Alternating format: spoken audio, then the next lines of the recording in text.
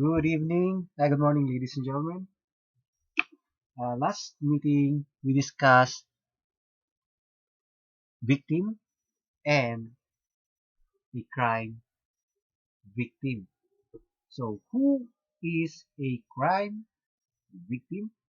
Crime victim refers to any person, group, or entity who has suffered injury or loss due to illegal activity. So, when we say illegal activity, it is man-made, while in natural made, it may be an accident. So yan ah. And the harm can be physical, psychological, or economic. Physical harm may include physical injury. Generally, it involves physical pain. So meron kang nararamdaman na sakit. Pagka sinuntok ka, masakit. Pag nabundol ka, dama mo yung physical pain. And psychological harm refers to psychological reactions, including the following: increase in the belief of personal vulnerability. Yung parang tingin mo sa sarili mo is, ay, medyo alangan ako dito, baka madisgrasya ako dito, di ba? Yung parang masabi natin last meeting, yung battered women syndrome, di ba? That is a form of psychological harm na whenever na nakita ng babae yung lalaki, lumalapit lang yung lalaki is nararamdaman na niya yung sakit na gagawin ng lalaki. And perception of the world as meaningless and incomprehensible. So parang wala nang kwenta ang mabuhay sa mundo. Wala nang kwenta ang buhay ko, mga ganyan. Yan na yung magiging tingin niya. So, minsan, these are some causes of suicide, di ba? O, wala na pala akong kwenta. Wala na rin lang siya. Wala na akong kwenta, di ba? Mga ganun. So, view themselves in a negative light. So, ito yung pinakamahirap sa psychological. Minsan, ang pinaka-cause ng psychological harm is mga verbal abuses. Yung mga sinasabi mo, yung masasakit na pananalita. Mas masakit pa yung verbal kesa sa yung physical harm. Tapos mas malaki ang psychological effect ng mga verbal offenses compared to physical harm. Yung pag-insult to na ang bobo-bobo mo, bobo kasi ng parents mo, natural, bobo ka din. Diba yung mga ganyan? So, destructive criticism, imbis na magsumikap yung bata, mas lalong bobobo talaga yan. And other forms of uh, verbal abuses. Diba? We also have here economic harm. May include loss of property like family house, business establishment, and the like. When we say economic, it deals with wealth, money, mga ganyan. Whenever we talk about economic. So, pagka theft ang kaso, ano ang economic loss? Yung item na nawala. Diba? So, that is the economic. Pagka naman ang kaso ay arson, ano ang economic harm? Yung bahay na nasunog. So, loss of property yun. That is economic. Kaya yung mga pera na nasunog.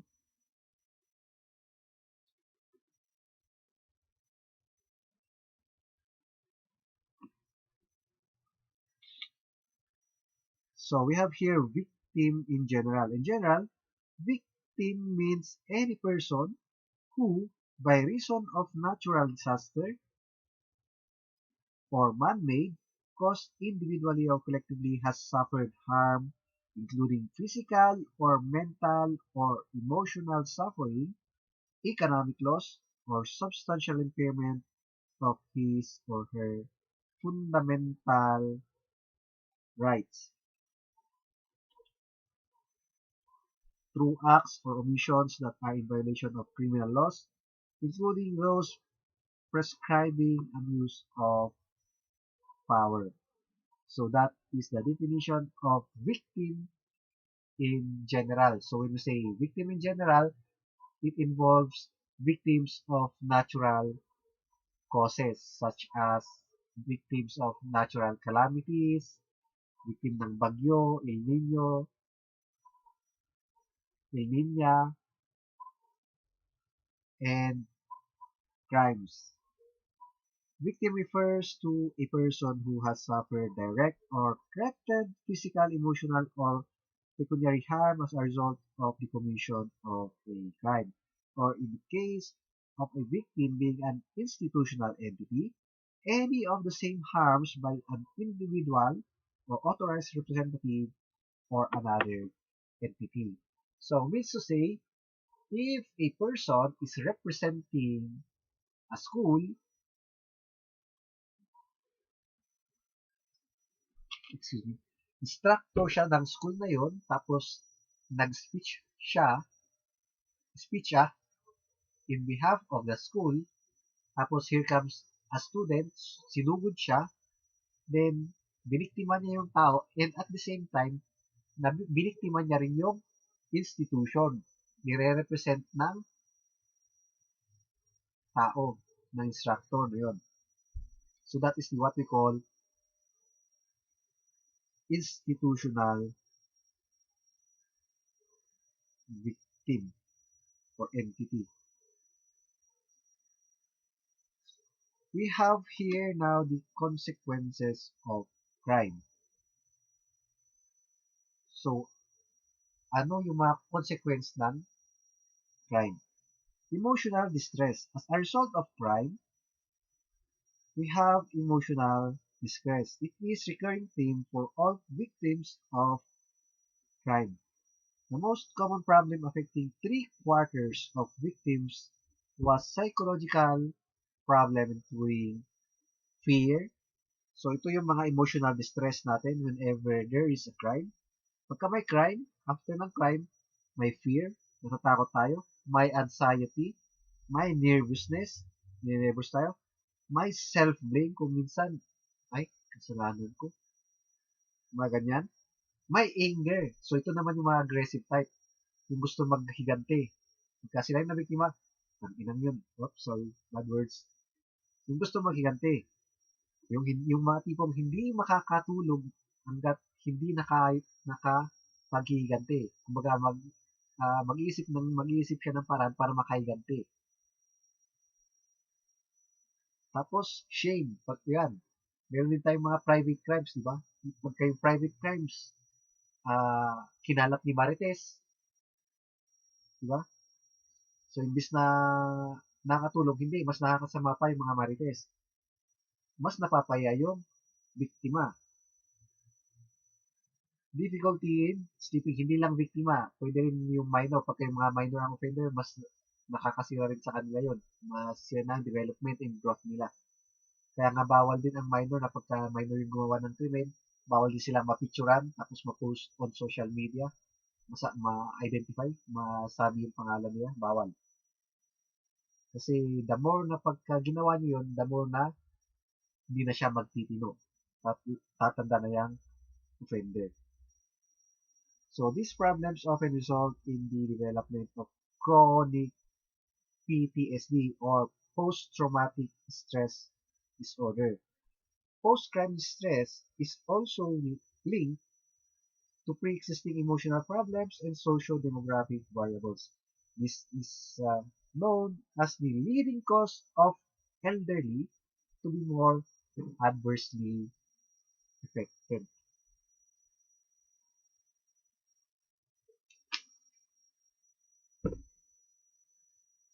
So we have here the models of victimization.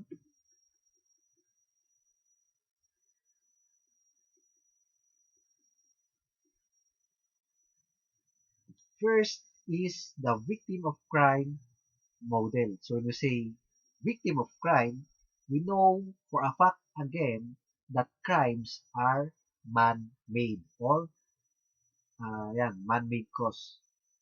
So this model of victimization is applicable to victims of man-made causes like homicide, rape, and others. The stages are as follows. So the first stage involves stage of impact and disorganization. This depicts the attitude or activity of the victim during and immediately following the criminal event. So kaya nga siya tinawag na impact. Upon impact. So ito yung mga naging attitude ng victim upon impact. So that is called stage of impact and disorganization. Tapos stage of recoil, this stage occurs during which the victim formulates psychological defenses and deals with the conflicting emotions of guilt, anger, acceptance, and desire of revenge. Yan. This could last 3 to 8 months. So yan, pagka nabiktima yung tao, gaya ng example natin kanina, mag-iisip ng mga 3 to 8 months planning for his revenge. So yung plan for his revenge, that falls on the stage of recoil. So recoil, parang magiganti. And the third stage is the reorganization stage. So this stage occurs during which the victim puts his or her life back to normal daily living. So pagka yung victim ay naka-recover na from the crime, nawala na yung emotion niya brought about by the crime, he can now reorganize with the with his or her normal daily routine, mga ganyan. Nakabalik na siya, naka-recover na. That is now the reorganization stage. And victim of disaster model. So, disasters are not man-made. They are natural cause.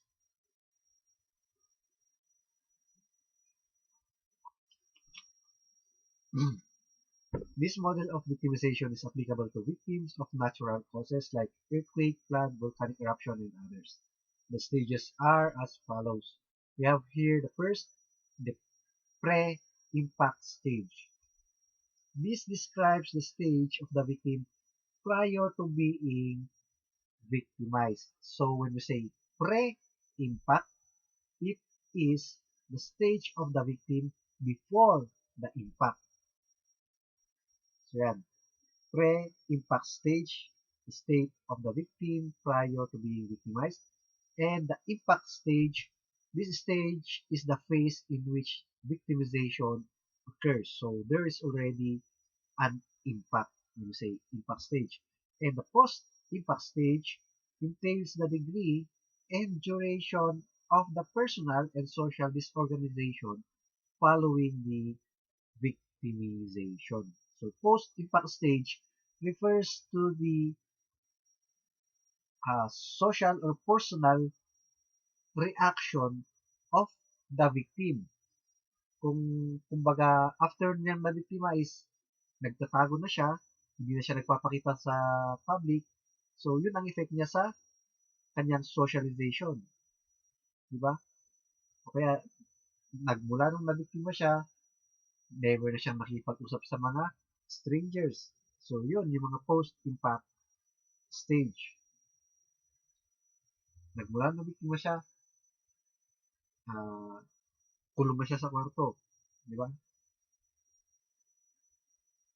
And next is the behavioral outcome.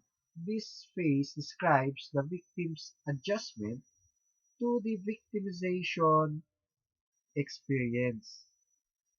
So, how does the victim behave or adjust after the victimization? So, naging strong ba siya? nung mabiktima siya ng physical injury, nagbago yung pananaw niya sa buhay.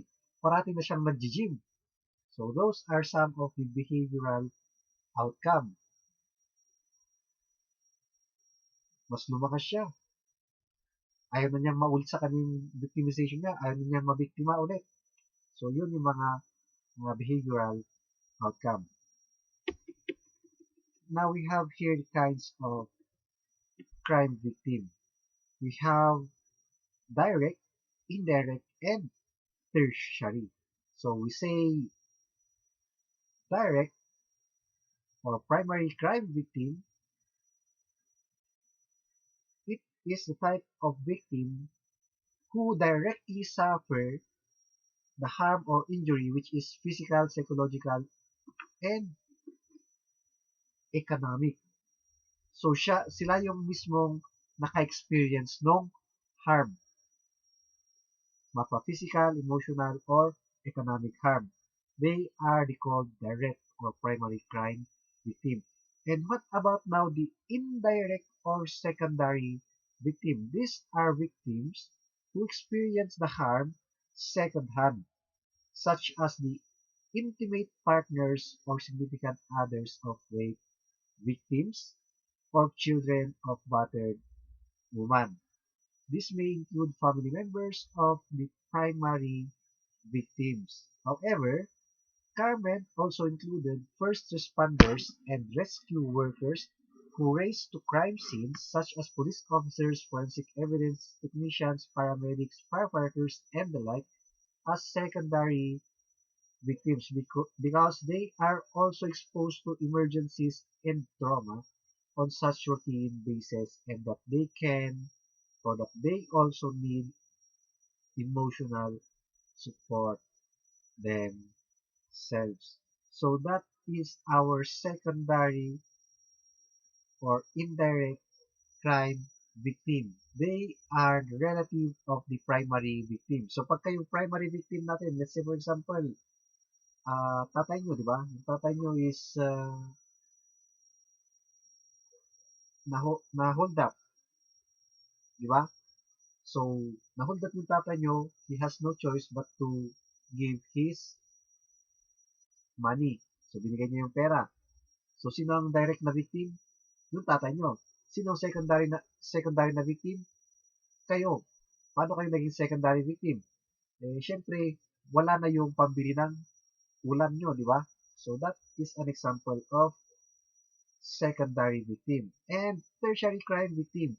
These are victims who experience the harm vicariously, such as through media accounts, the scared public or community due to watching news regarding crime incidents. So these are the persons who are not related with the victim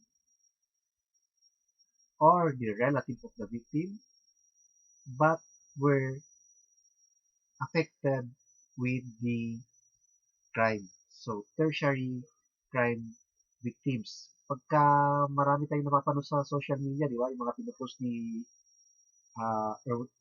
Tulfo.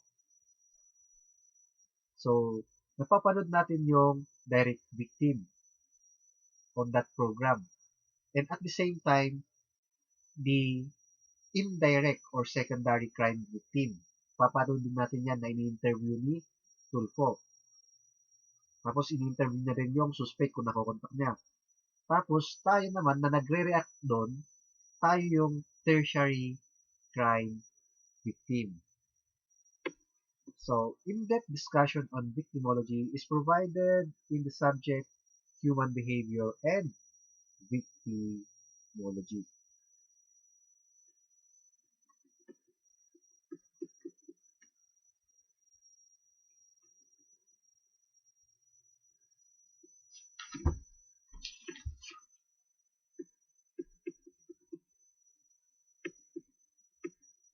So, that ends our discussion on victimology, ladies and gentlemen. Should you have questions, you may have it list or ayan, i-record nyo and have it sent to your class representative Tapos si class representative na lang ang magko-consolidate, post niya sa Messenger or hindi, sa Messenger na. Pwede na natin sagutin doon. So that would be all for now, ladies and gentlemen. Thank you very much. See you next meeting.